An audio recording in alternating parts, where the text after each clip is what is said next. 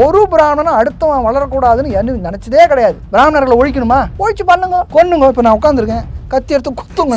நீங்க வேற கொலகார வீடு போயிடுவீங்களா? உயர்ந்த ஒரு சனாதன தர்மத்தை இழக்கிறீர்களே என்று வருத்தப்படுகிறேன். அது உங்களுக்கு தான் சார் உயர்ந்த சனாதன தர்மம். எல்லாருக்கும் ஒரு தனிப்பட்ட கருத்து இருக்கும்.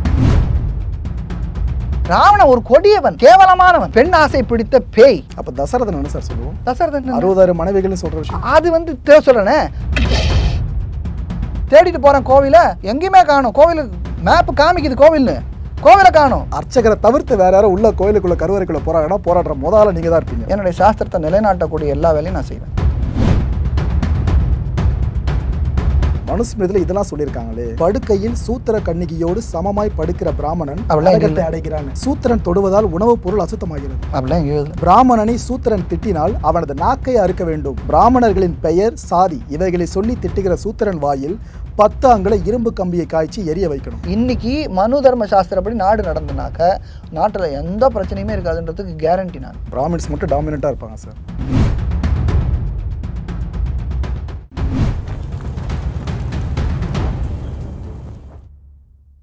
வணக்கம் மாயம் ஸ்டுடியோஸ் களம் நிகழ்ச்சி நேயர்களே. இன்னைக்கு நம்ம நிகழ்ச்சிக்கு திரு ரங்கராஜன் நரசிம்மன் அவர்கள் தான் வந்திருக்காங்க. இவர்கிட்ட தான் பிராமணம் சார்ந்து பல விஷயங்கள் பேச போகிற நிகழ்ச்சிகளை போகலாம். வணக்கம் சார். ஸ்ரீமதே ராமானுஜாய நமஹ. ஆனால் எதுக்கு சார் இவ்வளோ வருஷம் அந்த பிரச்சனை நீண்டிட்டே போயிட்டு இருக்கு? காஞ்சிபுரத்தில் என்ன நடக்குதுன்னு யாருக்கும் தெரியாது. காஞ்சிபுரம் நடத்துறதுல எனக்கு என்ன உரிமை, உனக்கு என்ன உரிமை அப்படின்னு இந்த கோவிலில் பல காலங்களாக சண்டை போடப்பட்டு 2 பேருக்குள்ள கருத்து வேறுபாடு வந்து இதெல்லாம் நீதிமன்றம் சென்று 200 வருஷங்களாக தீர்மானம் செய்யப்பட்டு இன்றைக்கி இவரவர்களுக்கு இந்த உரிமை என்று சட்ட ரீதியாக தீர்மானம் செய்யப்பட்ட ஒரு விஷயம் இருக்குது. இந்த சட்ட ரீதியாக செய்யப்பட்ட விஷயத்தில் விதிமீறல்கள் இருக்கும்போது அங்கே சர்ச்சை வருகிறது. இந்த விதிமீறல்களை தீர்க்க வேண்டிய கடமை நீதிமன்றத்திற்கு இருக்கிறது. நீதிமன்றங்கள் இதை சரி செய்ய வேண்டும். பல முன்னாடி போட்ட ஆர்டர் என்ன, அதுக்கு அந்தபடி நீங்கள் வடகலையா உங்களுக்கு என்ன உரிமை, நீங்கள் தெங்கலையா உங்களுக்கு என்ன உரிமை அப்படின்னு சரி அவரவர்கள் உரிமையிலே நீங்கள் செய்ய வேண்டும் என்று நீதிமன்றம் தன்னுடைய ஆணைகளை வைத்துக்கொண்டு ஒரு தீர்மானம் எடுத்தால் நாளைக்கு தீர்மானம் கிடைக்கும். மெட்ராஸில் ரிட்டையர் ஆன ஜட்ஜ் ஒருத்தர் இருக்கார், ராமசுப்ரமணியம் ஜட்ஜுன்னு பேர் அவருக்கு. அவர் ரொம்ப அழகாக இந்த வடகலை தெங்கலை சண்டை ஒரு கேஸில் ரொம்ப அழகாக எழுதியிருக்காரு. அவர் என்ன எழுதியிருக்காருனாக்கா, முதல்ல இந்த கோவிலில் 3 பிரிவினர் இருந்தார்கள். தாத்தாச்சாரி என்ற ஒரு பிரிவர், ஸ்தலத்தார் என்ற பிரிவர், தெங்கலையார் என்ற பிரிவர். இந்த 3 பேருக்கு அது தாத்தாச்சாரி என்ற பிரிவர்கள் அவர்கள் தான் நிர்வாகிகளாக ஒரிஜினலாக இருந்தாங்க. அதாவது அது பின்னாடி காலத்து விட்டுறேன், பேப்பர் அந்த ஆர்டரில் போட்டுற வரைக்கும் சொல்கிறேன். ஆர்டரில் தாத்தாச்சாரியர்கள் நிர்வாகம் இருந்தபொழுது அவர்களோட குடும்பத்துக்குள்ளேயே குடும்ப சண்டை, யார் வரணும் யார் வரலன்னு. அது கொஞ்சம் பெருசாகி அப்புறம் பெருசாகி முதல்ல 3 பிரிவினர் சண்டை போட்டாங்க. தாத்தாச்சாரியார், ஸ்தலத்தார், தெங்கலையார், இந்த 3 பேர் சண்டை போட்டாங்க. இந்து சமய அறநிலை வந்ததுக்கப்புறம் அவர் எழுதுறதை நான் சொல்கிறேன். இந்து சமயம் வந்ததுக்கப்புறம் 4ஆவதாக ஒருவர் குட்டையை குழப்பி கொண்டிருக்கிறான்னு எழுதுறார். இவர்கள் இந்த மாதிரியான லிட்டிகேஷன்னா வழக்கை கண்டு சந்தோஷப்பட்டு கொண்டிருக்கிறார்கள் எழுதுறார். இந்து சமய அறநிலைத்துறை இவர்களுடைய பிரிவை பிரிவுபடுத்தி அதில் குளிர்காய்கிறார்கள் எழுதுறார். ஒரு ரிட்டையர்டு அவர் ஜட்ஜ்மெண்ட் இது. இன்னைக்கு ரிட்டையர் ஆகிட்டார். இன்றைக்கி அவர் சுப்ரீம் கோர்ட்டில் போயிருந்தார், சுப்ரீம் கோர்ட் ஜட்ஜாக இருந்தவர், ரிட்டையர் ஆகிட்டார். இன்றைக்கி அவர் எழுதுறாரு அவருடைய ஜட்ஜ்மெண்ட்டில். First class judgement. அதை ஒருத்தர் ஜட்ஜ்மெண்ட்டை நீங்கள் ஒழுங்காக படித்தானா என்ன விஷயம்னு எல்லாமே தெரிஞ்சு போயிடும்.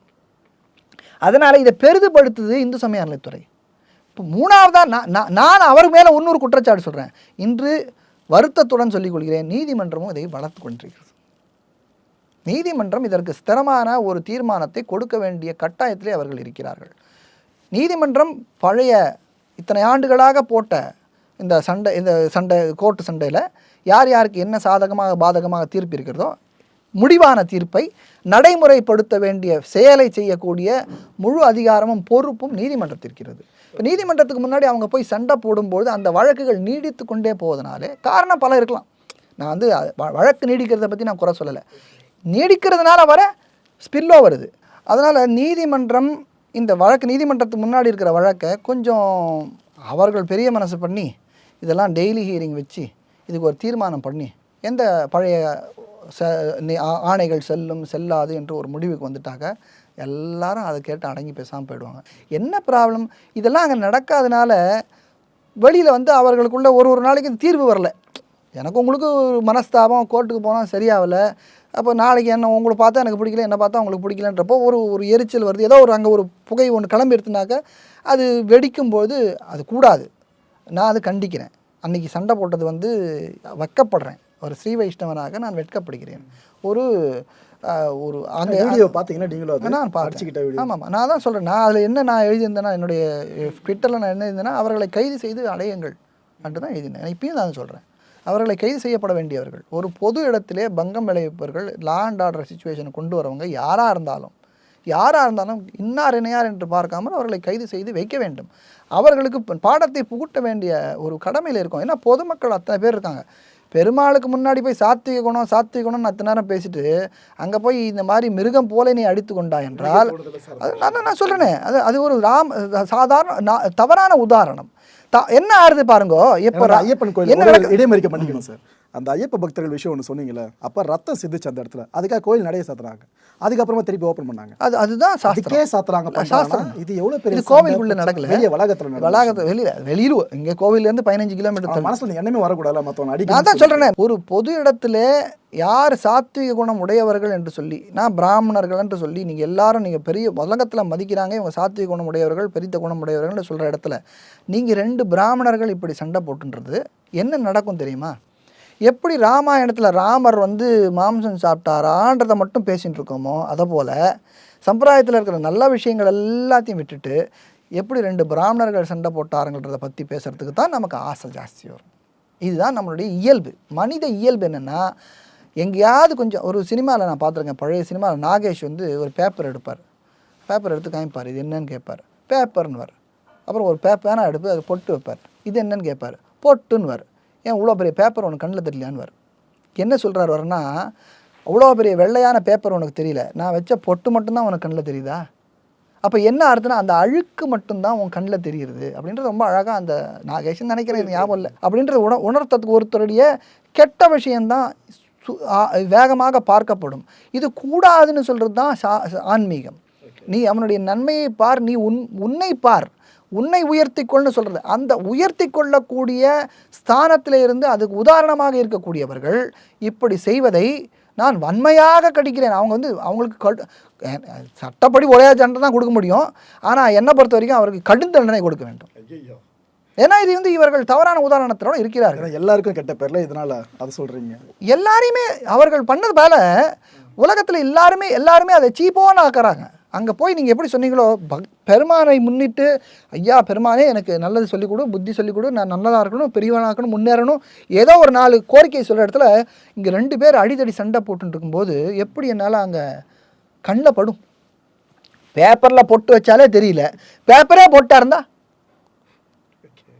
அது எல்லாரையும் கெடுக்கிறோம். இது பொது நலனுக்கு கேடு.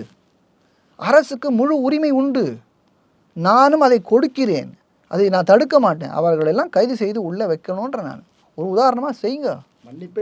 இந்த விஷயத்தில் எந்த விஷயம் இதில் எங்கே சண்டை போட்டாலும் யார் சண்டை போட்டாலும் தப்பு தாங்க. சட்டப்படி என்ன நடவடிக்கை எடுக்குமோ எடுங்க. கைது பண்ணணும்னா கைது பண்ணுங்க, இல்லை அபராதம் அது நீதிமன்றம் தீர்மானிக்கும். சட்டப்படி தவறுன்றது தவறு தான், சட்டப்படியான தவறான விஷயம். பப்ளிக் நியூஸ் இது பப்ளிக் நியூசன்ஸை விட மேலே இது ரவுடியிசம். இன்னும் கொன்னுடுவேன்னு ஒருத்தர் சொல்கிறதுக்கும் ஒருத்தர் நான் அடிக்கிறேன்னு சொல்கிறதுக்கும் இதுக்கு என்ன பேர்? அடிச்சிட்டாங்க சார், அடிச்சுக்கிறாங்களே. அது நான் பார்க்கல, நான் அடிச்சாங்களா நாங்கள் போடும்போது தள்ளி விட்டாங்களா அடிச்சாங்களா எனக்கு தெரியல. என்னவா இருந்தாலும் சார் அசிங்கமான விஷயம். அது அசிங்கத்தில் என்ன அசிங்கம்ன்றது நம்ம பேசலன்னு புரியுது. Okay sir. சார் அடுத்தது மனுஸ்மிருதி சார். ஒரு வருஷமா அட்லீஸ்ட் 2 முறையாச்சும் இந்த மனுஸ்மிருதி பயங்கரமாக ட்ரெண்ட் ஆகிடும். மனுஸ்மிருதியில் இதெல்லாம் சொல்லியிருக்காங்களே, நீங்கள் என்ன இதை பிடிச்சி தொங்கிட்டு இருக்கீங்க, சாஸ்திரம் கீஸ்திரம்ன்றீங்க, ஆனால் மனுஸ்மிருதியில் இப்படி சொல்லியிருக்கு, அதுக்கு என்ன நியாயம் இது கிடச்சிருக்குன்னு நிறைய பேர் அதற்கு குற்றம் சாட்டிருக்காங்க. கண்டிப்பாக நீங்களே பார்த்துருப்பீங்க, மேடை பேச்சுகளோட அனல் தெரிக்கும். அந்த மனுஸ்மிருதி சார்ந்து நான் சில விஷயங்கள் உங்ககிட்ட கேட்குறேன் சார். இதுக்கான விளக்கத்தை உங்களுக்கு விருப்பம் இருந்தால் கொடுக்கலாம் சார், ஒவ்வொரு ஸ்லோகம் சார்ந்தோம் சார். ஓகே, ஸ்லோகமாக சொல்லணும், தமிழ்லேயே சொல்கிறேன் சார். தமிழில் சொல்ல முடியும். அப்போ ஸ்லோகம் இல்லை, அது மொழிபெயர்ப்பு நான் எழுதுறதில்ல. மொழிபெயர்ப்பு எழுதுறதில்ல, ஏற்கிறதில்ல. மொழிபெயர்ப்பு நான் ஏன் இருக்கணும்? தமிழை நான் சொன்னா உங்களுக்கு புரியல சார்? என்ன புரியும்? அதனால தமிழ்ல தானே பேசுறோம். அதுக்கு ரிப்ளை பண்ண முடியல. அது சரியா தவறான முதல்ல நான் சொல்றேன். சூப்பர். அதுக்கப்புறம் நீங்க சரியா தப்பான்னு சொல்லிட்டே சொல்லலாம், ஒன்றும் பிரச்சனை இல்லை சார். முதல் விஷயம் சார், இது ஆக்சுவலாக மனு அத்தியாயம் 2 ஸ்லோகம் 32 இருக்க ஒரு விஷயம் சார். பிராமணனுக்கு சர்மா, சத்திரியனுக்கு வர்மா, வைசியனுக்கு பூகி, சூத்திரனுக்கு தாசன், இப்படி தொடர் பெயர் இடணும் அப்படின்னு குறிப்பிட்டப்பட்டிருக்கா அவங்க சொல்லியிருக்காங்க சார். இது முதல்ல சரியா தப்பான்னு சொல்லிட்டு நீங்கள் விளக்கம் கொடுக்கலாம். அப்படி சொல்லியிருந்தனாக்க சொன்னிருக்கு, அவ்வளோதான். இதில் சரியில்லை தப்புன்னு இருக்குது. பேரில் கூட நம்ம என்ன வித்தியாசப்படுத்த ப்ராப்ளம்? இப்போது ஒரு மனிதனுக்கிட்ட ஒரு நிறுவனம் எடுத்துக்கங்க. அந்த நிறுவனத்தில் ஒரு சிஇஓவும் வாட்ச்மேனும் ஒன்றா என்ன சொல்லுவாங்க? பேரில் வித்தியாசம் இருக்கு இல்லையா? பேரில் வித்தியாசம் இருக்குன்றதுனால சொல்கிறேன். அதாவது பெயரில் கூட இருக்கான்னு கேட்குறேன். பெயரில் கூட நம்ம வாழ்க்கையிலேயே நம்ம தினமும் பண்ணிகிட்டு இருக்கோம். சீஃப் மினிஸ்டர்னா ஒரு மரியாதை, அப்புறம் ஸ்பீக்கர்னா வேற ஒரு மரியாதை. அவன் வெள்ளச்சேரியில் ஒரு பில்டிங் விழுந்துச்சு, அதை பற்றி யாருமே பேசவே இல்லை. இந்த மழை வரும்போது நாங்கள் பேசணும் நீங்கள், ஆனால் பேசப்பட்டதா? அங்கே எத்தனை பேர் இறந்தார்கள் யாருக்காவது தெரியுமா? அவர்களுக்கு மலிவான விளைவா? அப்படி கேட்கலாமா? கேட்கணும் ஆக்சுவலாக. ஸோ மனுஸ்மிருதியில் இப்படி எழுதியிருக்கான்றதுக்கு மனுவுடைய ஒரே ஒன்று ஞாபகம் வச்சுங்க. மனுன்றது உபதேசம். ஒரு வரிசையாக அன்னார்களுக்கு இன்னென்ன உபதேசம்னு சொல்லி கொண்டு வருகிறது. அந்த புத்தகத்தை மொத்தமாக படிக்க வேண்டும் வரைய திருக்குறளை போல ஒரு பாதி எடுத்து. திருக்குறள் அப்படி கிடையாது. திருக்குறள் ஒவ்வொரு குறளையும் தனித்தனியாக எப்படி திருக்குறளே தொகுத்து இருக்காங்கன்னு தான் சொல்கிறாங்க. பின்னால் இந்த அதிகாரங்களாக பின்னால் தான் தொகுக்கப்பட்டது தான் அது. அதனால் அதை தொகுத்து அது எல்லாம் சேர்த்து வச்சுருக்காங்க. ஆனால் மனுஸ்மிருதின்றது அப்படி கிடையாது. ஒரு மாணவனுக்கு உபதேசம், ஒரு பெண்ணுக்கு உபதேசம்னு தனித்தனியாக சாப்டர் வரும்போது வரும்போது அந்த கான்டெக்ஸ்டோட தான் நீங்கள் படிக்கணுமே தவிர தனி ஸ்லோகமாக நிறைய பேரையுமே பகவத்கீதையும் அப்படி தான் படிக்கிறாங்க. நான் வாக்குறுதியே கொடுக்குறேன் சார். இப்போ நான் சொல்கிற விஷயங்கள்லாம் உங்களுக்கு சேர்த்து பார்த்தாலும் புரியும், தனிச்சு பார்த்தாலும் புரியும். அப்படிப்பட்ட விஷயங்களை எடுத்திருக்கேன் சார். ரெண்டாவது, படுக்கையில் சூத்திர கன்னிகையோடு சமமாய் படுக்கிற பிராமணன் நரகத்தை அடைகிறான்னு இல்லையா சார்? சூத்திரன் தொடுவதால் உணவுப் பொருள் அசுத்தமாகிறது அப்படியே இல்லை. பிராமணனை சூத்திரன் திட்டினால் அவனது நாக்கை அறுக்க வேண்டும் அதுவும் இல்லை. பிராமணர்களின் பெயர், சாதி இவைகளை சொல்லி திட்டுகிற சூத்திரன் வாயில் 10 அங்குல இரும்பு கம்பியை காய்ச்சி எரிய வைக்கணும். இன்னைக்கு சட்டம் என்ன சொல்றது தெரியுமா? நீங்க சொன்ன உடனே எனக்கு எல்லாம் நான் படிக்கவே இல்லை. மனுசாஸ்திரத்துல இதெல்லாம் சொல்றேன். எனக்கு தெரியாதா? நான் படிக்கலையா? எனக்கு தான் சொல்றேன். இதெல்லாம் விளையாட்டா இருக்கு, கிண்டலா இருக்கு எனக்கு. இப்ப நான் என்ன கேட்கறேன், இன்னைக்கு ஜாதி பேரை சொன்னாக்கா ஜெயிலுக்கு போகணும்னு எந்த ஜாதிக்கு இருக்குன்னு இங்க உங்களுக்கு தெரியும். நான் சொல்லலை. என் மேலே கேஸ் போட்டாங்க, பிசிஆர் கேஸ், பொய் கேஸ் போட்டாங்க. நான் அதில் நிரபராதின்னு தீர்மானம் ஆகி வெளியில் வந்தாச்சு. அதாவது இதெல்லாம் சொல்கிறதுனால என்ன இதெல்லாம் சொல்கிறீங்களே, நீங்கள் இன்னும் சொல்லுவீங்க, 100 சொல்லலாம், 1000 சொல்லலாம். நீங்கள் திருமாவளவன் போட்ட புஸ்தகத்துலேருந்து எடுத்து பேசலாம். அவருடைய கட்சி ஆஃபீஸில் தான் அது என்ன நடக்குதுன்னு அந்த அம்மா சொன்னாங்க. நான் பார்த்தேன் அந்த வீடியோவையும், அதை தான் எழுதியிருக்காரு அதிலலாம். அதை விடுங்க. இதெல்லாம் சொல்கிறதுனா என்ன ஸ்தாபனம் பண்ணணும்னு நினைக்கிறீங்க? அதை சொல்லுங்கள். இல்லை, நான் அதில் இருக்கா இல்லையான்னு கேட்குறேன். இது தெரிஞ்சுன்னு என்ன பண்ண போகிறீங்க? இது என்ன ஸ்தாபனம் பண்ணுறதுக்காக இது சொல்கிறீங்க? ஏதோ ஒன்று தான் நீங்கள் சொல்ல வரீங்க. இதெல்லாம் இருக்கு, எதுவுமே இல்லை சார். இல்லை, இதெல்லாம் உங்ககிட்ட அப்படி கேட்டு பிரயோஜனம் இல்லை. இங்கே எதுக்கு இந்த இது வச்சுருக்கீங்க? டீ போட்டு கொடுக்குறீங்களா? நான் கேட்க முடியுமா? எதுக்கு கேட்காத தேவையில்லாத ஏதோ ஒரு அழகு பொருள் வச்சுருக்கீங்க, அவ்வளோதான். நீங்கள் கேட்குற கேள்வி ஒரு சம்பிரதாயமான கேள்வி, ஆழ்ந்து படிக்கக்கூடிய கேள்வி. அது ஒரு மாணாக்கனுக்கு ஒரு உபதேசம், ஒரு மனிதர்களுக்கு உபதேசம் ஒரு கேள்வின்றதை சட்டுன்னு எடுத்து அப்படி தனித்தனியாக போய்ட்டு இது இருக்கான்னு கேட்கக்கூடாது. அதில் பலன் இல்லை. அதில் நோக்கம் ஒன்று இருக்கணும். இது கேட்டுக்கிறதுனா என்ன அர்த்தம்? நீங்கள் மனுவை படிக்கணுமா? வாங்க எங்கிட்ட, நான் சொல்லித்தரேன். அது படிக்கணும்னாக்கா ஒரு நாள் 2 நாளில் படிக்க முடியாது. ஆரம்பிச்சுட்டே சொல்கிறேன். இக்கால இளைஞர்கள் எல்லாருக்கும் எல்லாம் தெரிஞ்சிடாது சார். அவங்க என்னன்னா, இதுக்கு முன்னாடி நீங்கள் சொன்ன மாதிரி சில பேர் சொல்லியிருக்கலாம், மனுஸ்மிருதியில் முழுக்க தப்பாக தான்ப்பா தம்பி இருக்குன்னு. அவங்க அதை கேட்பாங்க. அதுக்கு தான் இப்போ உங்களை விளக்கமாக கேட்குறேன். நான் அதான் சொல்கிறேன், அப்படி தப்பாக சொல்கிறவங்கள கேட்காதீங்க. அகல உழுவதை விட ஆழ உழு. நான் மாணவர்களுக்கு, இளைஞர்களுக்கு நான் சொல்லக்கூடிய அறிவுரை தான். அகல உழுவதை விட ஆழ உழு. சும்மா 2 நிமிஷம் ஷார்ட்ஸ் பார்த்துட்டு ஓடி போயிடாத. ஷார்ட்ஸில் ஒன்றும் கற்றுக்க முடியாது. பொழுது போகும், பொழுது வீணாகும். இதனால் ஒரு லாபமும் உனக்கு கிடையாது. ஷார்ட்ஸ்லேருந்து வெளியில் வா, ஆழமாக படிக்க கற்றுக்கொள். எதுவாக இருந்தாலும் அதில் ஒரு ஓப்பன் மைண்டோட போ, கலர்டு மைண்டோட போகாத. முன்னாடியே ஒரு தீர்மானத்தை வைத்துக்கொண்டு மொழி பிரச்சனை இருக்குல்ல சார். இப்போ மனுஸ்மிருதி சொல்லித்தரேங்க. நானும் தமிழன் தாங்க, நானும் தமிழன் தான். சம்ஸ்கிருதம் கற்றுக்கிறேன், கற்றுட்டு தான் படிக்கிறோம். யாரும் இப்போ சம்ஸ்கிருதம்லாம் எடுத்தோடனே பிறந்தவுடனே யாரும் பேசலை. எங்கள் வீட்டில் யாரும் பேசலை. நாங்கள்லாம் சம்ஸ்கிருதம் கற்றுன்னு தான் படிக்கிறோம். எத்தனையோ பேர் சம்ஸ்கிருதம் கற்றுக்குறாங்க. ஜெர்மனிக்கு போங்க, சைனாவுக்கு போங்க, ஜப்பானுக்கு போங்க, எல்லாரும் கற்றுக்குறாங்க. அங்கே மொழிபெயர்ப்பு பண்ணுறப்ப தவறு நேருதா சொல்கிறீங்களோ? மொழிபெயர்ப்பு பண்ணும்போது தவற வேணும்னே சேர்க்குறாங்கன்றேன். திரிபுகள் இப்போ நீங்கள் உங்களுக்கு சமஸ்கிருதம் தெரியுதுன்னு இல்லை வச்சுக்கோங்களேன். சார் சமஸ்கிருதம் சொல்கிறேங்க, ஓகே ஓகே நீங்கள் மொழிபெயர்ப்பு பண்ணீங்கன்னாக்க நீங்கள் சம்ஸ்கிருதத்தில் இருக்கிறத மொழிபெயர்ப்பு பண்ணது இதான் நீங்கள் சொன்னீங்கன்னா நான் உங்களோட விவாதம் பண்ண முடியும். ஏன்னா எனக்கு சம்ஸ்கிருதம் தெரியும், உங்களுக்கு சம்ஸ்கிருதம் தெரியும், 2 பேரும் சம்ஸ்கிருதத்தில் இந்த வார்த்தைக்கு என்ன அர்த்தம்னு நம்ம விவாதம் பண்ணலாம் உண்டு. உங்களுக்கு சம்ஸ்கிருதமே தெரியாது, ஆனால் நீங்கள் மொழிபெயர்ப்பு பண்ணேன்னு சொல்கிறீங்க. அப்போ நான் உங்களை எதை வச்சு நான் உங்களோட ஆர்கியூ பண்ண முடியும்? மொழி எதில் சொன்னாலும் அர்த்தம் ஒன்று தானே சார். இல்லை அப்படி சொல்ல முடியும். திருக்குறள் நம்ம ஆங்கிலத்தில் டிரான்ஸ்லேட் பண்ணாலும் அவங்களுக்கு புரியுது இது தெளிவாக. அது ஒழுங்காக டிரான்ஸ்லேட் பண்ணால் புரியும், தப்பாக டிரான்ஸ்லேட் பண்ணால் அப்போ மனுஸ்மிருதி தப்பாக பண்ணியிருக்கிறதா தான் நம்ம கிளைம் பண்ணுறோம். நிச்சயமாக அப்படிதான், நிச்சயமாக அப்படிதான். இன்னைக்கு இருக்கிற அத்தனை டிரான்ஸ்லேஷன் தப்பு தான். ஏன்னா நீங்கள் அதான் சொல்கிறேனே, டிரான்ஸ்லேஷனில் நீங்கள் திருப்பியும் ராமாயணத்தில் ராமர் மாம்சம் சாப்பிட்டாரான்றதை பார்க்கறதுல நமக்கு இன்ட்ரெஸ்ட் இருக்கே தவிர ராமர் என்ன பண்ணார், என்ன போதனை பண்ணார் நமக்கு இல்லை. அதே போல் மனுஸ்மிருதியில் 1000 இருக்கிறதுல நடுவில் ஒன்றே எடுத்து இடைசர்கள் எடுத்து இது நமக்கு தேவையா தேவையில்லையான்னு நம்ம சொல்லிட்டு இருக்கோம். இருக்கா இல்லையான்னு தெரிஞ்சு இல்லை இது நடுவில் அதான் சொல்கிறேன், ராமர் மாம்சம் சாப்பிட்டாரா சாப்பிட்றலையான்னு தெரிஞ்சு என்ன பண்ண போறீங்க? இதனால் என்ன லாபம் எனக்கு தெரியல, லாபமா?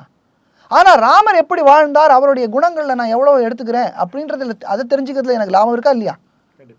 இப்போ நான் இதை பார்க்கணும், நல்ல விஷயத்தை மட்டும் எடுத்துக்கன்றீங்க. அப்படித்தான் அன்ன பறவை போல தான் நீங்கள் இருக்கணும். ஆனால் கெட்டதுகளை இருக்குமான்னு கேட்குறேன், அவ்வளோதான், வேறு எதுவும். இந்த மாதிரியான சாஸ்திரங்களில் சாஸ்திரம் சொல்கிறது மனு உடைய வாக்குகள் மருந்துன்னு சொல்கிறது. இன்னைக்கு மனு தர்ம சாஸ்திரப்படி நாடு நடந்துனாக்க நாட்டில் எந்த பிரச்சனையுமே இருக்காதுன்றதுக்கு கேரண்டி நான். பிராமின்ஸ் மட்டும் டாமினட்டாக இருப்பாங்க சார். திருப்பி சொல்றேன், மனு எழுதினதே திருப்பியும் சொல்றேன், முதலே திருப்பி போறோம். மனு கத்திரியர் தான். கத்திரியர் எழுதின புஸ்தகத்துல நான் பிராமணனை வந்து வசதியா வைக்கிறேன்னு சொல்லவே போறது இல்லை. அவன் கத்திரியை தான் வசதியா வச்சுக்கணும். அவன் அப்படி நடக்கலையே, ஏன் நடக்கலன்றதை நம்ம யோசிக்கணும். அவன் அப்படி சொன்னவன் சாஸ்திரத்துல என்ன இருக்கோ அதை சொல்லியிருக்கான், வேதத்துல என்ன சொல்லியிருக்கோ அதை சொல்லியிருக்கான். அதுலயும் வேத பிராமணனை தூக்கி திருப்பி சொல்லணே, ஒரு ஊர்லயே ஒரு ஏழை அந்தணன் இருந்தான். அந்தணன் என்றைக்குமே ஏழை தாங்க, இன்றைக்கும் ஏழை தான். இன்றைக்கி பாருங்கள் எவ்வளோ அந்தணன் கஷ்டப்பட வேண்டியிருக்கு. இவனுக்கு வந்து எல்லாரும் அவனை அடிக்கலாம் வசதியாக, அவன் சொல்கிறது யாரும் கேட்குறதுக்கு பொறுமை யாருக்கும் கிடையாது. நீங்கள் பொறுமையாக கேட்குறீங்க, சந்தோஷம். இதை பொறுமையாக கேட்டு அவனுடைய தரப்பை ஒரு வாட்டி அவன் நீ இப்படி தானா, ஏன் நீ என்ன சொல்லிக் கொடுக்குறியா, எனக்கு நான் சொல்லிக் கொடுத்துட்டு நான் கற்றுக்கிறேன்னா அப்படின்னா இல்லை. அப்படி யாரும் பேசுறதுக்கு ரெடியாக இல்லை. ராமாயணத்தை யாரும் படிக்கலை, எதுவுமே படிக்காமல் கம்பராமாயணம் படிக்கிறதில்ல, வால்மீகி ராமாயணம் படிக்கிறதில்ல, துளசி ராமாயணம் படிக்கிறதில்ல, எந்த ராமாயணம் படிக்கிறதில்ல. ஆனால் கதைகளெல்லாம் ஷார்ட்ஸில் வர கதையெல்லாம் எடுத்துன்னு வந்து சொல்லி இதான் கதைன்னு சொல்கிறது. இது எப்படி எனக்கு புரியல சார். உங்களை பொறுத்த வரைக்கும் நீங்கள் ராவணனை ஃபாலோ பண்ணுறவரா ராவணனை ஃபாலோ? ராவணனை சத்தியமாக எவனுமே ஃபாலோ பண்ணக்கூடாது. ஏன் சார்? ராவணன் ஒரு கொடியவன், கேவலமானவன். ராவணன் ஒரு பிராமணன்றதை தெரிஞ்சுங்க நீங்கள் ஃபஸ்ட். ராமனைத்தான் நான் ஃபாலோ பண்ணணும். ராமன் சத்திரியன் நீங்கள் தான் சொன்னீங்க, ராவணன் பிராமணன் நீங்கள் தான் ஒத்துக்கிறீங்க. அப்போ பிராமணன் கொடியவன், மோசமானவன், அவனை பார்க்கவே கூடாது, அவனை போல ஒரு கேவலமான ஒரு ஜந்துவே கிடையாதுன்னு நான் சொல்கிறேன். அவனை போய் அவன் யாராவது ஃபாலோ பண்ணுவாளா? சார் என்னை விட நீங்கள் நிறைய படிச்சிருப்பீங்க, கண்டிப்பாக ராமாயணமே சொல்கிற நிறைய படிச்சிருப்பீங்க, ஆழ்ந்து போயிருப்பீங்க. அவன் எல்லாரும் ப்ரோக்ராம் எழுதி நான் 150 அக்கௌண்ட்டு கிரியேட் பண்ணி எல்லாத்துக்கும் ஹேஷ்டேக் போடல, என்ன பெரிய கஷ்டம். வந்தாங்களே மோடி கோ பேக் மோடின்னு சொன்னாங்க, அப்புறம் கம்பேக் மோடின்னு சொல்கிறாங்க. இதெல்லாம் ட்ரெண்டெல்லாம் என்னாச்சு, நிஜமாக வரலாம்? இதெல்லாம் அது போயும் ட்விட்டர் ஒரு விஷயமாக எடுத்துன்னு அதை ஒரு கணக்காக வச்சுருந்தேன்னா, நாட்டில் ட்விட்டரை வச்சு நீங்கள் பண்ணின்னு வச்சுங்களேன், யார் வந்து எப்பயுமே அரசில் இருப்பாங்கன்னு நமக்கு எல்லாருக்குமே தெரியும். அதெல்லாம் ஒரு கணக்காக வச்சாக்க அது வந்து ஒரு பொழுதுபோக்குறதுக்காக என்ன சொல்ல போனால் வேலை வெட்டி இல்லாதவர்கள் இந்த மாதிரியான வேலையெல்லாம் பண்ணிகிட்டே இருப்பாங்க. அதனால் இவங்களுக்கெல்லாம் நான் சொல்கிறது என்னென்னா, இது மாதிரி நேரத்தை வீணடித்து உங்கள் வாழ்க்கையை கெடுத்துக்கிட்டு அரசியல்வாதி பின்னாடி போகாமல் பெரியவங்க சொல்கிறத கேளுங்க. நான் பெரியவங்க, நான் பிராமணன் சொல்லலை, உங்கள் வீட்டில் இருக்கிற பெரியவங்க சொல்கிறாங்க. உங்கள் அப்பா அம்மா சொல்லுவாங்க, இதை பண்ணாதரா, நான் பண்ண தப்பு நீ பண்ணாதரா அப்படின்னு சொல்லுவாங்க. நான் தண்ணி அடித்து கெட்டு போனேன், நீ தண்ணி அடிக்காதன்னு சொல்லுவாங்க. நான் இந்த மாதிரி பண்ணேன், என்னை பண்ணி போனேன், கெட்டு போனேன், நீ பண்ணாதன்னுவாங்க. என்னுடைய அனுபவத்தை நீ எடுத்துக்கோ, அது புத்திசாலித்தனம். அதை விட்டுட்டு தேவையில்லாத நீங்கள் ராவணன் தான் பெரியவன்னு அவனை ஊற்றி பிடிக்க என்ன லாபம்? ராவணனை போல் வாழணும்னு நீங்கள் சொல்கிறீங்களா? ராவணனை போல் வாழணும்னு சொல்கிறீங்களா? ராவணன் என்னெல்லாம் பண்ணான்? பிறர் மனைவியை அபகரித்தான், செய்யலாமா? அதில் ஒரு கேள்வி இருக்குது, அந்த பொண்ணை அவர் தொடரல தானே சார்? தொட்டார் அப்படின்னா வால்மீகி ராமாயணத்தில் இருக்குது. அப்புறம் எப்படி சார் நெருப்பில் விழுந்து அவங்க எழுந்து வந்ததா ஒரு லைன் ஒன்று ஒரு சந்தேகப்பட்டு, ராமர் சந்தேகப்பட்டு, நாம கடவுளாக பூஜிக்கிற ராமர் சந்தேகப்பட்டு சீதை அவர்கள் ராமர் சந்தேகப்படல. அந்த ஒரு இடத்த கொஞ்சம் விளக்க முடியும். ராமர் சந்தேகப்படல, மற்றவங்க சந்தேகப்பட்டதுனால ராமர் வந்து சீத்தையே நான் அக்னிக்குள்ளே போய் நான் ப்ரூவ் பண்ணுறேன்னு சொல்லி இப்படி தான் இருக்குது. அப்போ அது வரைக்கும் ராமர் சும்மா தான் நின்றுட்டு இருந்தார், அப்படி அவருடைய கர்த்தவியம் அது, அவருடைய கர்த்தவியம். நீ பண்ணுறேன்னா வாண்டான்னு சொல்ல மாட்டேனா, பண்ணு. ஏன்னா அவருக்கு தெரியும் தன் பத்தினியை பற்றி ராமருக்கு தெரியாதா? தெய்வம் அவர்களாகவே வேண்டும் என்றே உலகத்திற்கு வந்தவர்கள். அங்கே ராவணோட கண்ணியம் தான் நிரூபிக்கப்பட்டது. என்ன கண்ணியம்? என்ன கண்ணியம்? அவனுக்கு ஒரு சாபம் இருந்தது. ஒரு பெண்ணினுடைய அனுமதி இல்லாமல் தொட்டால் மண்டை சுக்குநூறாக வெடிக்கும் என்று சாபம் இருந்தது. சாபத்திற்கு பயந்து நடுங்கி தொடாமல் இருந்த ஒரு பொறுக்கி அவன். ராவணன் வந்து அவனை போல ஒரு மோசமான கேரக்டர் கிடையாது. எல்லா முனிவர்களையும் கொடுத்தி அவர்களுடைய மனைவி மக்களை எல்லாம் கொடுமைப்படுத்தி நவ கிரகங்களையும் தன் காலிலே ஆட்டுப்படுத்தி அவர்களுடைய மனைவிகள் எல்லாம் பறித்து கொண்டவன் ராவணன். பெண் ஆசை பிடித்த பேய். அப்போ தசரதன் என்ன சார் சொல்லுவோம்? தசரதன் 60,000 மனைவிகள்னு சொல்கிற விஷயம் அது வந்து சொல்கிறேனே, 60,000 மனைவிகள் விருப்பப்பட்டு கல்யாணம். மண்டோதரி நான் சொல்லலையே, அப்படி மண்டோதரி விருப்பப்பட்டு தானே கல்யாணம் பண்ணிட்டா. இன்னும் மண்டோதரி ஒன்றுமே சொல்லலையே, ராவணனை வையவே இல்லையே. இது வேண்டாம் உனக்குன்னு தான் சொன்னாலே தவிர அது அவர்கள் ஏற்றுக்கொண்டு அது சத்திரிய தர்மம். அவங்க கல்யாணம் பண்ணி கொடுப்பாங்க. ஒரு இன்னொரு நாட்டுக்கு போய் அந்த நாட்டை வின் பண்ணினாக்க அவருடைய பிள்ளையை கல்யாணம் பண்ணி கொடுக்கக்கூடியது அவருடையது. 60,000 மனைவி எந்த வருஷத்தில் நீங்கள் சொல்கிறீங்க தெரியுமா? 18 மில்லியன் இயர்ஸ்க்கு முன்னாடி சொல்கிறீங்க. 18 மில்லியன் இயர்ஸ் எவ்வளோ ஜீரோ இருக்குமா? யாராவது இங்கே பார்க்குறவங்களுக்கு தெரியுமா? 18 மில்லியன் என்னன்னு தெரியுமா? 24வது சதுரகத்தில் நடந்த கதையை இன்னைக்கு கலியுகத்தில் சொல்லின்னு உட்காந்துட்டு தசரதன் கெட்டவன் தாங்க. ராமனை காட்டுக்கு அனுப்பி இல்லை அவசரப்படாதீங்க. தசரதன் ராமனை காட்டுக்கு அனுப்பியதுனாலே கெட்டவன். ஒரு பரமாத்மாவை ஒருத்தன் காட்டுக்கு அனுப்புவானா? அவன் கடவுளே மனுஷனாக இருந்தாலும் அந்த கர்மாக்களை ஃபேஸ் பண்ண வேண்டிய விஷயம் இருக்குல்ல சார். அதான் ராமரும் பண்ணியிருக்காரு. நான் இதுக்கு இப்போ ராமரை பற்றி பேசல, தசரதை பற்றி பேசுகிறோம். ராமரை பற்றி தனியாக பேசணும்னா பேசிகிட்டே இருக்கலாம். கற்பார் இராம வினான எல்லால் மற்றும் கற்பரோ என்று ஆழ்வார் எழுதுகிறார். ஒருத்தனை கற்றுக்கணும்னு ஆசைப்பட்டானா ராமனை தவிர வேறு யாராவது கற்றுப்பானா அப்படின்னு ஆழ்வார் சொல்கிறார். அயோத்தி கோயிலுக்கு போயிட்டீங்களா? பல தடவை போயிருக்கு. எப்போ சார் போகிறீங்க அந்த கோயிலுக்கு? எப்போ போகணும்னு தெரியாது. அது இதெல்லாம் காரணம் நேரங்காலம்லாம் தெரியாது. தோன்றப்ப போவீங்க? எப்போ போகணுன்னு இருக்கோ போவேன். நான் போகணுன்னு இப்போ கூட போயிடுவேன். என் வண்டி எடுத்து நான் நேராக போயிட்டே இருப்பேன். எனக்கு ஒன்றும் இல்லை. யூபி வரைக்கும் நான் பத்ரிநாத் வரைக்கும் போயிட்டு வந்தேன் மே மாதம். நம்ம ஹிந்து மார்க்கத்தில் எவ்வளவோ கடவுள்கள் இருக்காங்க. ஆனால் அவங்களுக்கெல்லாம் கொடுக்குற முக்கியத்துவத்தை விட சென்ட்ரல் வரைக்குமே சொல்கிறேன்னு ராமருக்கு முக்கியத்துவம் கொடுக்குறாங்க. இதுக்கான காரணம் என்ன சார்? இப்போ தான் சொன்னேன், கற்பார் ராமபிரான எல்லால் மற்றும் கற்பரோ அப்படின்னு ஆழ்வார் சொல்கிறாங்க. தான் காரணம். தச அவதாரம் இருக்குது, பட் இந்த அவதாரத்துக்கு முடியாது. இது சிரேஷ்டமான அவதாரம்ன்றதுனால தான் அவர் கற்பார் கிருஷ்ணபிரான எல்லால் மற்றும் கற்பரோன்னு எழுதுறியே. கற்பார் நரசிம்ம அவதாரத்தை அல்லால் மட்டும் கற்பூரம் எழுதியே. ராமபிரானை எல்லால் மட்டும் கற்பூரம் ஆழ்வார் எழுதுறாரு. ஏன்னா ராமனுக்கு 16 கல்யாண குணங்களும் இருந்தன. அதுதான் வால்மீகி ராமாயணத்தில் ஆரம்பம். 16 குணங்கள் உடையவன் யார், சிறந்த மனிதன் யார் அப்படின்னு கேட்கறதுக்கு பதில் சொல்கிறதுக்கு தான் ராமாயண கதையே சொல்கிறார். இந்த இடத்துல இந்த குணங்கள் எல்லாம் இருக்கிறது. ஒரு மனிதனாக இருப்பவன் இந்த குணங்களை பெறுவதற்கான முயற்சியில் ஈடுபட வேண்டும். ராமனை போல யாரும் இல்லை. ஆனால் ராமனை போல இருக்க வேண்டும் என்று ஆசைப்படுவது தவறு இல்லையே. தோனி மாதிரி நான் 6 அடிக்கணும்னு ஆசைப்படலாமே. நான் தோனி ஆகிடுவேண்ணா? தோனி மாதிரி விக்கெட் கீப்பிங்கில் ஸ்டம்பிங் அப்படி டக்குன்னு பண்ணணும்னு ஆசைப்படுவேன்ல, பண்ண முடியுமா? ஆசைப்படுறதுல தப்பு ஒன்றும் இல்லையே. அது மாதிரி ஆசைப்படுங்க. ஆசைப்பட்டாக்க அதில் ஒரு பர்சன்டேஜ் உங்களுக்கு கிடைக்கும் இல்லையா? அது நல்லது தானே உனக்கு. இது உனக்கு மட்டும் நல்லது இல்லை, சமுதாயத்திற்கு நல்லது. ராமன் அடுத்தவருடைய துக்கத்தை தன் துக்கமாக நினைக்கக்கூடிய ஒரு குணம் படைத்தவன். உங்கள் வீட்டில் ஒரு கஷ்டம்னா தனக்கு வந்த கஷ்டத்தை போல நினைப்பவன். அப்படி நினைத்து அவன் மக்களுடைய ஆதரவையும் நீங்கள் படிக்கணும். ராமாயணத்தை நீங்கள் எடுத்து படித்தா தான் உங்களுக்கு தெரியும் மக்கள் எவ்வளோ ஆதரவு. அது எப்படி பார்க்கலான்னா, இன்றைக்கி அயோத்தியாவில் கோவில் தட்டினா அடுத்த நாள் பாருங்கள், முதல் நாள் விட்டுடுங்க 22, 23 நீங்கள் பார்த்தீங்கன்னா அலை மோதிக்கொண்டு மக்கள் எங்கு பார்த்தாலும் ராமகோஷம், எங்கு பார்த்தாலும் ராமருடைய கொடி பறந்து கொண்டு. இதெல்லாம் யாராக சொல்லி கொடுத்தாங்களா அவங்களுக்கு?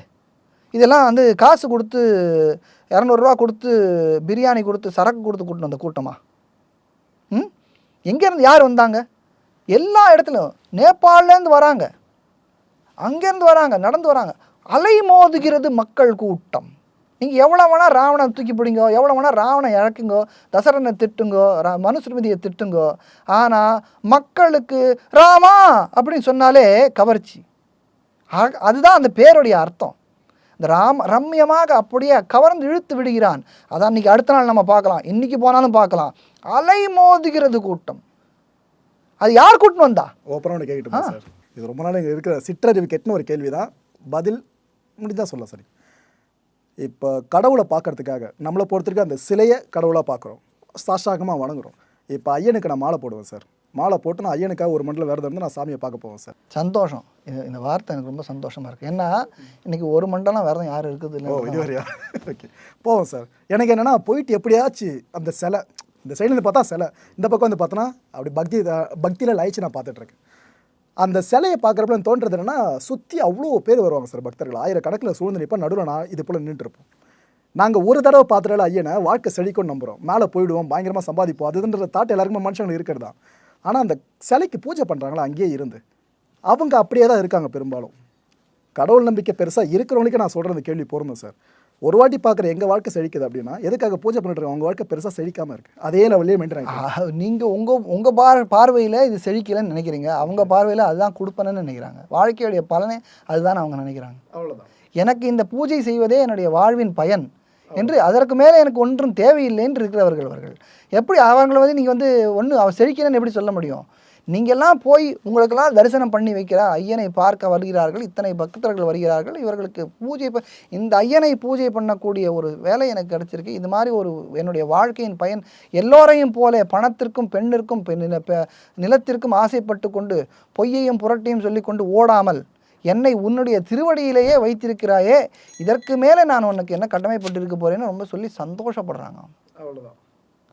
அவங்கள பொறுத்த வரைக்கும் அதுதான் உயர்ந்த விஷயம். நீங்கள் கீழே கிடக்கிற குப்பையெல்லாம் எடுத்துகிட்டு போகிறீங்க, அவங்க மாணிக்கத்தை கையில் வச்சுன்னு சந்தோஷமாக இருக்காங்க. நீங்கள் உங்களை வச்சு உட்கார வச்சுட்டாக்க வேறு ஏதாவது செய்வீங்களா? நீங்கள் திருப்பி வந்துடுவீங்களா? நான் கேட்குறேன். பக்தி பரவசம் கிடைக்க மாட்டேது. பக்தி பரவசம் நாங்கள் வரேன், நான் உங்களை கூப்பிட்டு போகிறேன்யா. நீங்கள் ஏன் அந்த ஐயப்பன் ஒரே ஒரு இடத்துல தான் இருக்காருன்னு நினைக்கிறீங்க? விக்கிர வழிபாட்டில் தான் நான் பண்ணுறேன். நீங்கள் இங்கே வாங்க மயிலாப்ப, இங்கே மகாலிபுரத்தில் இருக்குது, போய் உட்காருவோம். எத்தனை நேரம் உட்காருங்கன்னு நான் பார்க்குறேன். நானும் உட்காறேன் அவங்க கூட, ஒரு மாசத்துக்கு மேல உட்கார்றேன். ஓகே நரசிம்மன் சார், கரெக்டா ஒரு விஷயம் சொல்லிட்டீங்க. நீங்க வந்து உட்கார்றீங்களா? எதிர்பார்த்த பதிலே வந்துருச்சு, ஆடியன்ஸுக்கு கரெக்டாக புரிஞ்சிருக்கும் மக்களுக்கும். ஃபியூச்சரில் அர்ச்சகரை தவிர்த்து வேற யாரும் உள்ள கோயிலுக்குள்ள கருவறைக்குள்ள போறாங்கன்னா போராடுற முதல்ல நீங்க தான் இருப்பீங்க. அழுத்தந்திருத்தமாக சொல்றீங்க. அது நாட்டுடைய சட்டத்தை மாற்றுற வரைக்கும், நாட்டில் இருக்கிற சட்டத்துடைய உரிமையை வச்சுண்டு என்னுடைய சாஸ்திரத்தை நிலைநாட்டக்கூடிய எல்லா வேலையும் நான் செய்வேன். ஓகே, அப்போ இது சாத்தியப்படாதுன்னு என்னை பொறுத்த வரைக்கும் கூடாது. சட்டமாக தான் சொல்கிறது. அதனால் எனக்கு ஒன்றும் கஷ்டம் இல்லை. ஏன்னா இதெல்லாம் இது வந்து இதை பாருங்களேன், இன்னொரு சொல்கிறேன், நான் இது சொன்னதுக்காக நான் சொல்கிறேன். திட்டக்குடின்னு ஒரு ஊருக்கு போயிட்டு வந்தேன் நேற்றுக்கு வரும்போது, முந்தானத்து வரும்போது. திட்டக்குடின்னு ஒரு ஊர், நம்ம பெரம்பலூர் பக்கத்தில். அந்த ஊரில் ஒரு சிவன் ஆலயம். அந்த சிவன் ஆலயத்தில் ரொம்ப அது ஏதோ ஒரு சோழ காலம் கட்டின சிவன் ஆலயம். அந்த சிவன் ஆலயம் பழுதடைந்திருக்கிறது. அந்த ஊரில் ஒரு பெண்மணி ஒரு 10 வருடத்துக்கு முன்னாலே அவர் ஒரு வைராகத்தை கொண்டார்.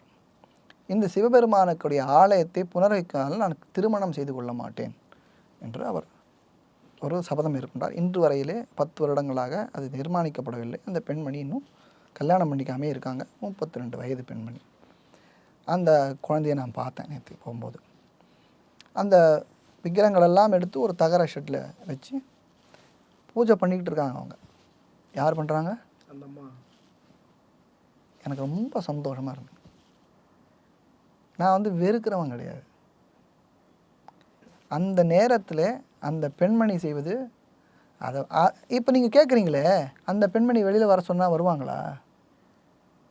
அவங்க கல்யாணம் பண்ணி இருக்கலாம்ல, ஏன் இல்லை? அந்த சிவனுக்கு செய்யக்கூடிய தொண்டுதான் என் வாழ்க்கையின் பயன் என்று நீங்கள் சொல்கிற அந்த ஐயங்கிட்ட முன்னாடி உட்காந்துருக்க ஐயர் மாதிரி இல்லை. ஒன்றுமே இல்லாமல் ஒரு கிராமத்தில் எந்த இடத்துல அந்த ஊர் இருக்குன்னு யாருக்கும் தெரியாத இடத்துல இடிஞ்சு போன பழைய காலத்து கோவிலில் திருப்பி கட்டுவேன்னு கையில் 5 காசு இல்லாத விரதம் பூண்டு இருக்கிற ஒரு பெண்மணி அந்த சிவனுக்கு பூஜை செய்வதை ஏற்கிறேன். அந்த பெண்மணி என்ன சொல்கிறாங்க தெரியுமா? கோவிலை கட்டிட்டு இங்கே ஒரு ஐயரை ஏற்பாடு பண்ணி நான் பண்ணணும் அவங்க சொல்கிறாங்க. ஏன் நீங்கள் அவங்க சொல்கிறது ஏற்றுக்க மாட்டோம்? என்ன மாதிரியான வைராக்கியமுடைய பெண், என்ன வார்த்தையை அவர் சொல்கிறார்? எனக்கு ஒன்றும் அவங்க எது தீர்மானம் பண்ணாலும் எனக்கு சந்தோஷம்தான். எனக்கு என்ன கஷ்டம்னா, அந்த கோவில் இப்போதைக்கு மேலே வராதுன்றது எனக்கு தெரியும். அது குறைஞ்சபட்சம் 10 கோடி செலவாகும். அவ்வளோ அற்புதமான பழைய காலத்து கோவில். இப்போ அந்த பெண்மணி அங்கே பூஜை செய்கிறான்றா யாராவது எதுக்க போகிறாங்களா? எங்கே எது? அதாவது இப்போ என்ன சார் நிலமாங்க? தகர ஷெட்டில் இருக்கிற இப்படி தான் இருக்குது. இந்த மாதிரி எவ்வளோ தகர ஷெட்டு சிவன் கோயில் நான் காமிக்க முடியும்? வரீங்களா? காலத்தில் கட்டப்பட்ட அந்த வரீங்களா? எங்களோட வரீங்களா? பாடல் பெற்ற ஸ்தலம் நான் காமிக்கிறேன், வரீங்களா? சார் இதை நம்ம அரசு கவனத்துக்கு கொண்டு போக முடியாது. எல்லாம் தெரியும், அரசு தானே இடிச்சு தள்ளிடுது. மானம்பாடி நாகநாத சுவாமி கோயில் ராஜேந்திர சோழனால் கட்டப்பட்ட 1000 வருஷத்துக்கு முன்னாடி கட்டப்பட்ட கோயில். கல்வெட்டிற்கு தமிழக தொல்லியல் துறை அதை பாதுகாக்கப்பட்ட சின்னமாக அறிவித்து தரமட்டமாக்கினார்கள். இது யுனெஸ்கோ வந்தப்போ அவர்கள்லாம் பார்த்து காரி துப்பி விட்டு இதை போல ஒரு கொடுமையான செயலை செய்யக்கூடாதுன்னு சொல்லி ஹெரிட்டேஜ் சைட்டுக்காக எதனா ரெகக்னைஸ் பண்ணுறது இல்லை நான் போட்ட வழக்குகளே யுனெஸ்கோ ஒரு தடவை அவங்க வந்து பார்வையிட்டார்கள். தமிழக கோவில்களை எப்படி இந்த கோவில் பராமரிப்பு புனரமைப்பெல்லாம் இருக்கே ஒழுங்காக நடத்துகிறாங்களான்னு பார்க்கறதுக்கு வந்தாங்க. கோவிலோட கோர்ட்டுடைய ஆர்டர் படி அவங்களுடைய அறிக்கை ஒரு 300 பக்க அறிக்கை 400 பக்க அறிக்கையில் இந்த கோவிலும் அதில் பல கோவில் 20 கோவில் பார்த்தாங்க. 20 கோவில் இந்த ஒரு கோவில். அந்த கோவிலில் அவர்கள் இதை விட மோசமாக யாரும் பண்ண முடியாதுன்னு சொல்லி அவர்கள் பசுமையாக கண்டித்து நாகநாத சுவாமி கும்பகோணம் பக்கத்தில் இருக்குது. நான் வேணால் கூட்டின்னு போகிறேன் உங்களுக்கு. இன்றைக்கும் இது 2017 நடந்தது நான் சொல்கிறேன். இன்றைக்கி 24 7 வருஷம் ஆச்சா? அப்போயே 2014 இடிச்சிட்டாங்க. இப்போ 10 வருஷத்துக்கு மேலே ஆகியும் அந்த கோவில் இடிபட்ட நிலையிலேயே கிடக்கிறது. யார் கட்டின கோவில்? ராஜேந்திர சோழன் கட்டின கோவில். யார் இடித்தாங்க? இந்த கோவிலாவது திட்டக்குடியில் இருக்கிற கோவிலாவது யாருமே பார்க்கல, பரவாயில்ல போனால் போட்டோம். இந்த கோவில் இதே மாதிரி அரியலூர் பக்கத்தில் 2 கோவில் இருக்குது, 2 சிவன் கோவில் இருக்குது. ஒன்று ஏஎஸ்ஐ கோயில், இன்னொன்று சாதாரண கோயில். இந்த சாதாரண கோயில் வந்து பக்கத்தில் அந்த கோவிலோட இடத்துலலாம் போலீஸ் ஸ்டேஷன் கட்டிட்டாங்க. கோவிலை காணும். சிவன் அதே போல் ஷெட்டில் இருக்கிறார், தகர ஷெட்டில் இருக்கிறார். தோளூருக்கு போங்க, பாடல் பெற்ற ஸ்தலம். அங்கேயும் ஒரே நாளில் தரைமட்டமாக ஆக்கி விட்டார்கள். போனால் நான் தேடிட்டு போகிறேன் கோவிலை, எங்கேயுமே காணும். கோவிலுக்கு மேப்பு காமிக்குது கோவில்னு, கோவிலை காணும். பக்கத்தில் இருக்கிற பெரியவர் கேட்குறேன், இதாங்க கோவில்னு காமிக்கிறாரு. பார்த்தா மைதானம். என்னங்க மைதானத்தை காமிக்கிறேன்? ஆமாங்க 4 நாளைக்கு மட்டும் தான் இடிச்சிட்டாங்க. எங்கே இருக்காருன்னா இப்போ அந்த சிவன் அந்த ஒரு ஷெட்டில் இருக்கிறாரு. இதை மாதிரி நான் சிவஸ்தலங்களே நிறைய காமிக்க முடியும்னால நீங்கள் இப்போ எதை நீங்கள் பக்தி பரவசமாக இருந்தால் நீங்கள் ஐயன் கோயிலுக்கு நான் போகிறத நான் தடுப்பேன். உங்களுக்கு நிஜமாகவே பக்தி இருந்தால் இந்த சிவன் கோயிலுக்கு போங்க. நான் எல்லார்ட்டையும் அதான் சொல்லிட்டு இருக்கேன். என்னுடைய காணொலிகளை பின்னாடி எடுத்து பார்த்தால் தெரியும். கள்ளக்குறிச்சியின் போது நான் சொல்கிறேன், எப்பயும் இன்றைக்கும் சொல்கிறேன், சிவராத்திரி அன்றைக்கி கள்ளக்குறிச்சிக்கு போங்க. ஜக்கி வாசுதேவ் அந்த இடத்துக்கு போகாதீங்க. எல்லாருக்கும் அங்கே தான் போகணும். எதுக்கு போகிறீங்க? நான் ஜக்கி வாசுதேவோடைய கூட்டத்தினருக்கே சொன்னேன் இங்கே வாங்கன்னு. 1 வருஷம் இதை அவங்க பண்ணுங்கள், இந்த கோவில் பிரசித்தமாகட்டும். அங்கேருந்து இங்கே வந்து செய்யுங்கன்னு நான் எதுக்கு சொல்கிறேன்னா, இந்த மாதிரி இடத்துல எல்லாருக்கும் நான் சொல்கிறேன், எல்லா சம்பிரதாயத்துக்கும், அவருக்கு மட்டும் சொல்லலை, எல்லா சம்பிரதாயத்திலும் நம்ம வந்து ஏதோ ஒரு 4 இடத்துல மட்டும் நம்ம பார்க்குறோம், கண்ணை திறந்து நம்ம பார்க்கல. தமிழ்நாட்டை நீங்கள் போய் நடைபெறமாக எங்கள் கூட வாங்க, நான் காமிக்கிறேன். உங்களை ஒரு இடத்துக்கு நான் கூட்டிகிட்டு போகிறேன். பக்தர்களாக இருக்கிற நீங்கள்லாம், இளைஞர்கள்லாம் வந்து பார்த்து இந்த கோவில், நான் வந்து 700 கோவில்களுக்கு மேலே நான் சென்னை உயர்நீதிமன்றத்துக்கு நானே நேரில் போய் அதனுடைய ஆவணங்கள் எல்லாம் ஃபோட்டோ எடுத்து அத்தனையும் நான் சமர்ப்பிச்சிருக்கேன். கோவிலில் இத்தனை மோசமாக கோவில்கள் இருக்கின்றன. நான் என்னுடைய வழக்கில் எல்லாத்துக்கும் நான் மெனக்கட்டு நான் ஒரு இடத்துக்கு நான் போயிட்டு வரேன். நான் போய் இந்த கோயில்னு இல்லை, சிவன் கோயிலாக இருக்கட்டும், விஷ்ணு கோயிலாக இருக்கட்டும், பிள்ளையார் கோயிலாக இருக்கட்டும், அம்மன் கோயிலாக இருக்கட்டும், எந்த கோயிலாக இருந்தாலும் போய் இது மாதிரி நடக்கிறது, இந்த மாதிரி மோசமான நிலைமையில் இது இருக்கிறது என்று சொல்லி இதை தெரியப்படுத்த வேண்டிய உங்களுக்கெல்லாம் நீங்கள் புரிஞ்சுக்கணும். இதெல்லாம் புரிஞ்சுக்காமல் இந்த அரசியல்வாதிகள் எதை உங்களை பார்க்க சொல்கிறார்களோ அந்த புள்ளியை மட்டும் நீங்கள் பார்த்துன்னு உட்காந்துட்டு இவ்வளோ பெரிய உயர்ந்த ஒரு சனாதன தர்மத்தை இழக்கிறீர்களே என்று வருத்தப்படுகிறேன். அது உங்களுக்கு தான் சார் உயர்ந்த சனாதன தர்மம். எல்லாருக்கும் ஒரு தனிப்பட்ட கருத்து இருக்கும். நான் சொல்கிறேன், தப்பு சொல்லக்கூடாது தானே. உயர்ந்த சனாதன கருத்து அதாவது நான் ஒரு திராட்சையை சாப்பிட்றேன், ரொம்ப திதிப்பாக இருக்குது, நீங்கள் சாப்பிடுங்கன்னு நான் சொல்கிறேன். உங்கள் திராட்சை உங்களுக்கு பஸ்ஸு, நான் புளியை சாப்பிட்றேன்னா நான் என்ன பண்ண முடியும்? திராட்சை தின்னவனுக்கு தான் அதோடைய ருசி தெரியும். இனியது தனி அருந்தேல்னு சொல்லியிருக்கு. ஒரு இனியது எல்லாருக்கும் கொடுக்கணும்னு. அதனால் உயர்ந்தது தான் சனாதன தர்மம். அந்த சனாதன தர்மம் இருந்ததுனால தான் இந்த நாட்டில் பல மன்னர்கள் செங்கோலாட்சி நடத்தி இந்த கோல்டன் பீரியட்னு சொல்லக்கூடிய எல்லா விஷயமும் எப்போ நடந்து தெரியுமா? இந்த சாஸ்திர சம்பிரதாயங்களை கடைபிடித்த மன்னர்கள் இருந்த வரையிலே. இதை குப்பையிலே போட்டு மிதித்த தருணத்திலிருந்து நம் நாடு பிச்சைக்கார நாடுன்னு தான் உலகத்தில் இன்றைக்கி சொல்கிறோம். இன்றைக்கி யார் சேர சோழ பாண்டியனை பற்றி எழுதலை, பல்லவனை பற்றி எழுதலை. சோழர்களை பற்றி ஒரே ஒரு கல்வெட்டு ஒன்று இருக்குது சார், ஆதித்த கரிகாலனை பற்றி இருக்கும். அவரோட கொலைக்கு காரணம் பிராமணர்கள்னு எழுத்து சார். அதை பற்றி கேள்விப்பட்டிருக்கீங்களா? சரி, அதே சொல்கிறேன். நான் கல்வெட்டு கல்வெட்டில் பார்க்குறேன். சொல்லுங்கள், நான் ஒத்துக்கிறேன். யாராவது சொல்லியிருக்காங்கன்றது நிறைய பேர் சொல்கிறாங்க. சொன்னதில்லை சார் ஆதாரம். சரி, சரி இருக்கட்டும். அப்போ அதை கூட நாங்கள் படிக்கக்கூடாது? நான் உங்களை படிக்கக்கூடாது நான் சொல்லலையே. இதை படிக்கிறதுனால என்ன லாபம்னு கேட்குறேன். இன்னொருத்தனை கொலை பண்ணுறான், எதுக்கு கொலை பண்ணான்னு தெரியுமே தவிர எந்த ஜாதிக்காரன் எந்த ஜாதியால் கொலை பண்ணுறான்ற புத்தியை விடுங்கன்ற. நான் கோயிலோட கருவறைக்கு மட்டும் நீங்கள் பார்க்குறீங்களே சார், திருப்பி அதே சொல்லக்கூடாதுங்க. பண்ணுறீங்களா? திருப்பி உங்களை இங்கே பாடிகார்டு முனீஸ்வரர் கோயிலுக்குள்ளே யார் விடுவீங்க? விடுவாங்க, எல்லாருமே போவோம். விடுவாங்க. நேற்று கூட போயிட்டு கருவறைக்குள்ளே போகிறீங்களா? கருவறை இல்லை சார், உள்ள உட்காரத்துக்கு சின்ன இடம் இருக்கு. சரி, மாங்காடு அம்மன் கோயிலுக்கு போங்க.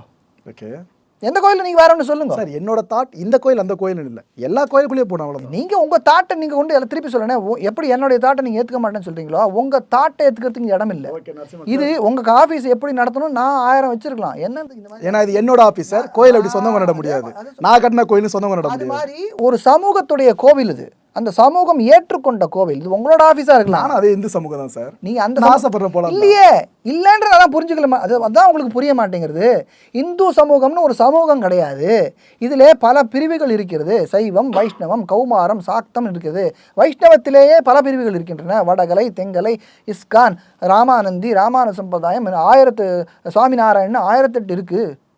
அது மாதிரி அதெல்லாம் புரிந்து கொள்றதுக்கான பக்குவம் நமக்கு இல்லை. நாம் எல்லாம் நினைக்கிறோம் எல்லாம் பொத்தாம் பொதுவாக எல்லாம் ஒருத்தன் வந்து எல்லா பிராமணனும் ஒரே பிராமணன் நினைக்கிறோம்.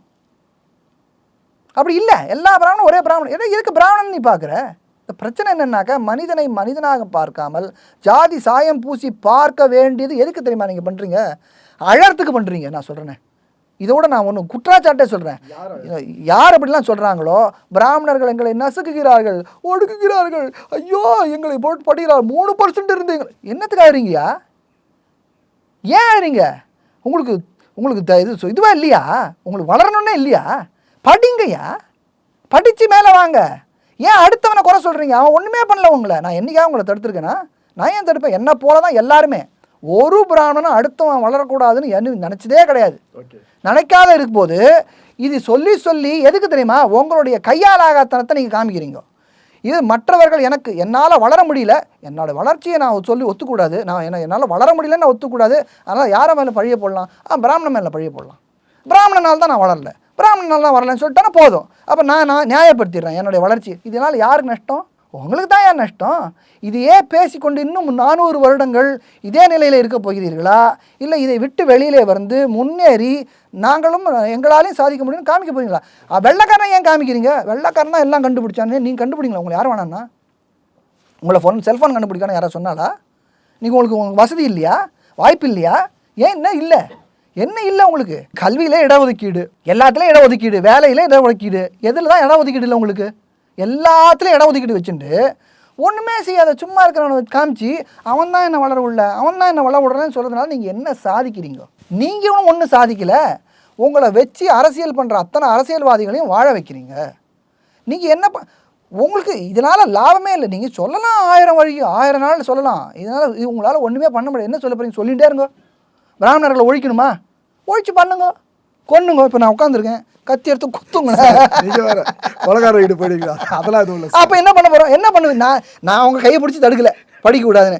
வாங்க, நான் பாடம் சொல்லிக் கொடுக்குறேன்னு சொல்கிறேன், வேதம் சொல்லிக் கொடுக்குறேன்னு சொல்கிறேன், மனு சொல்லிக் கொடுக்குறேன்னு சொல்கிறேன், மேத்தமெட்டிக்ஸ் சொல்லித்தரணுமா சொல்லித்தரேன்றேன், கம்ப்யூட்டர் சயின்ஸ் சொல்லித்தரணுமா சொல்லித்தரேன்றேன், இங்கிலீஷ் சொல்லித்தரணுமா சொல்லித்தரேன்றேன். எல்லாத்தையும் சொல்லியும் கொடுக்குறேன், தடுக்கலை. கிளாஸில் ஒரு 40 பேர்னாக்க ஒரு வாத்தியார் எல்லாருக்கும் தான் பாடம் சொல்ல போகிறார். உங்களுக்கு மட்டும் தனியாக சொல்ல போகிறாரா? எனக்கு மட்டும் தனியாக சொல்ல போகிறாரா? எல்லாருக்கும் எல்லாம் அவைலபிள். அப்புறமா நீங்கள் வழியில் வரமாட்டேன் அப்படின்னு சில பேர் இருந்துட்டு தான் வராதுக்கு காரணம் தன்னுடைய கையாலாகத்தானு ஏற்றுக்கிறதுக்கு தைரியம் இல்லாமல் எங்கேயோ ஓரமாக உட்காந்துருக்கிற பிராமணனை போய் பிடிச்சி சொல்லிட்டே அவனையே சொல்கிறதுனால இந்த லாபம் உங்களுக்கு. ஓரமாக இருந்தால் கேட்க மாட்டாங்க சார், ஓரமாக தான் இருக்காங்க. தேர்வு பண்ணுற இடத்துல இருக்காங்களே பவர்லாம், அப்படி இருந்தால் மட்டும்தான். அதெல்லாம் சும்மா அப்படி இருந்தால் நீங்கள் சட்டப்படி நடவடிக்கை எடுக்கலாம். எடுக்கிறதுக்கு தைரியம் இல்லையா உங்களுக்கு? நான் கேட்குறேன், திருப்பி நான் கேட்குறேன், உங்களுக்கு தைரியம் இல்லையா பிராமணன் இதுக்கு? ஒரு பிராமணன் சட்டப்படி ஒரு இடத்துல இருந்து அநியாயம் பண்ணுறான்னா கேட்கறதுக்கு உங்களுக்கு தைரியம் இல்லையா? ராசா அவர்கள் மனுஸ்மிருதியில் இதெல்லாம் இல்லை அப்படின்னு சொல்லல சார். இருக்கிற விஷயங்கள்ல மேடையிலே வழக்கு போட எதுக்காக தைரியம் இல்லை பிராமணர்களுக்கு? மனுஸ்மிருதியில் இல்லாத விஷயத்தை சொல்றாங்க. ஒன்று சொல்கிறேங்க, யார் வழக்கு, எந்த வழக்கு யார் போடணும்னு இருக்குது. எனக்கு அவர் என்ன ஊழல் பண்ணார் எனக்கு தெரியாது. தெரிஞ்சால் சத்தியமாக போடுவேன். ஏன் போட முடியாது? ஏன் போடலை? ஒருத்தர் ஜாதியை பார்த்து வழக்கு போடுறதில்ல. நான் அதை கேட்கல, சொல்கிறேன் கேளுங்க. மனுஸ்மிருதியில் இவ்வளோ தூரம் மதிக்கிறீங்க நீங்கள், ஓகேவா? சனாதனம் மனுவை இவ்வளோ தூரம் மதிக்கிறீங்க. அப்படி இருக்கிறப்ப அவர் இல்லாத விஷயம் ஒன்றத்தை சொல்றாரு, பொய்யா பரப்புறாருன்னா தாராளமாக கேஸ் போட்டுட்டு இருக்கோம். உங்களுக்கு தெரியாது, இப்போ நடந்துட்டு உங்களுக்கு தெரியாது, நடந்துட்டு இருக்கு. உங்களுக்கு தெரியாது, அவ்வளோதான். காலம் வெயிட் பண்ணுங்க. நாங்கெல்லாம் இந்த கேஸ் போடணும்னு சொல்ல மாட்டோம், வெளியில் வரட்டும். கொஞ்ச நாளைக்கு முன்னாடி 1 இயர்ஸ் போட்டார் எம்எல்ஏ ஒரு கேஸ். உருப்படாத ஆள். என்ன எம்எல்ஏ கேஸை போடுற? என்ன கேஸு? நான் இடஒதுக்கீடுக்கு எதிர்க்காக பேசிட்டான்னு சொல்லி இப்போ கோர்ட்டில் போய் எம்எல்ஏ கிரிமினல் கண்டெம்ட் போடுறேன்னு போட்டார். ரிஜெக்ட் பண்ணி அனுப்பிட்டாங்க. நான் அனுப்புகிறேன், என்னுடைய அடுத்த வீடியோ அதை போடுறேன். நான் போடுறதுக்கு நேரம் இல்லை எனக்கு. அவர் ரிஜெக்ட் பண்ணி அனுப்பிட்டாங்க. இது என்ன ஒரு வழக்கானு தூக்கி மூஞ்சில் கடாசிட்டாங்க.